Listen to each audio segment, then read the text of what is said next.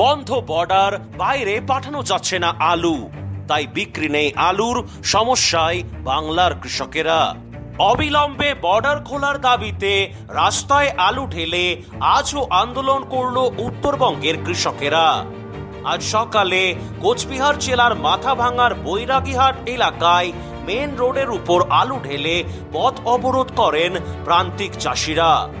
অবিলম্বে ভিন রাজ্যে আলু রপ্তানির নিষেধাজ্ঞা প্রত্যাহার সহ একাধিক দাবিতে উত্তরবঙ্গের বিভিন্ন জায়গায় আন্দোলনে নেমেছেন কৃষকরা। আসুন আপনাদের দেখাবো আজ কিভাবে মাথাভাঙার বৈরাগীহাটে চাষিরা অবস্থান বিক্ষোভ করেছেন। ফসল বেচতে গিয়ে মার খাই, তাতে গুলি খাই মরি। চাষার পিছনে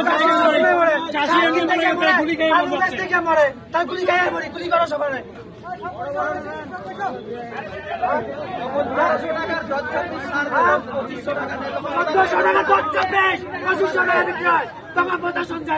অবিলম্বে বন্ধ করতে হবে। চাষিদেরকে সহজ ও সরল সাথে ঋণের ব্যবস্থা করতে হবে। ফসলের উপযুক্ত দাম ন্যায্য মূল্য দিতে হবে। প্রতিটি ব্লকে ধানের ন্যায় কোনো প্রয়োজনায় পা দিব না, কাজকে ঢিল দেব না, কোনো মানুষের গায়ে হাত দিব না। এটা কৃষকদের পক্ষ থেকে আপনাদের কাছে আবেদন জানাচ্ছি। আমাদের যে দাবিগুলো আছে, চাষির উৎপাদনকারী ফসলের উপর সরকারের কোনো হস্তক্ষেপ। এদিকে কোনোভাবে বর্ডার পেরিয়ে ঝাড়খণ্ডে ঢোকার পর মাটির নরম রাস্তায় উল্টে যায় আলু বোঝাই গাড়ি। পার্শ্ববর্তী এলাকায় খবর চাউর হতেই সমস্ত গ্রামবাসীরা রীতিমতো লুট করে নিয়ে যায় আলুর বস্তা। আজ সকাল থেকে ভাইরাল হয়েছে সেই ভিডিও। দেখুন কিভাবে লুট হচ্ছে কয়েক লক্ষ টাকার আলু।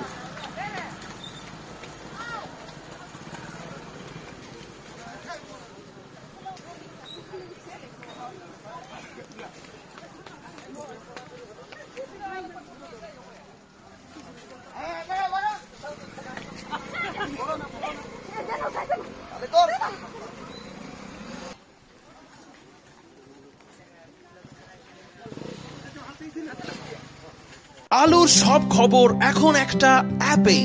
আলুর প্রাত্যহিক বাজারদর, আলুর সর্বভারতীয় বাজারদর, আলুর সকালের বাজারদর, লোডিং আনলোডিং রিপোর্ট, বিগত 10 বছরের আলুর তথ্য, সারা ভারতবর্ষের 20,000 আলু চাষী ও ব্যবসায়ীদের তথ্য এখন আপনার হাতের মুঠোয়। প্লে স্টোর থেকে আজই ডাউনলোড করুন India potato market rate app.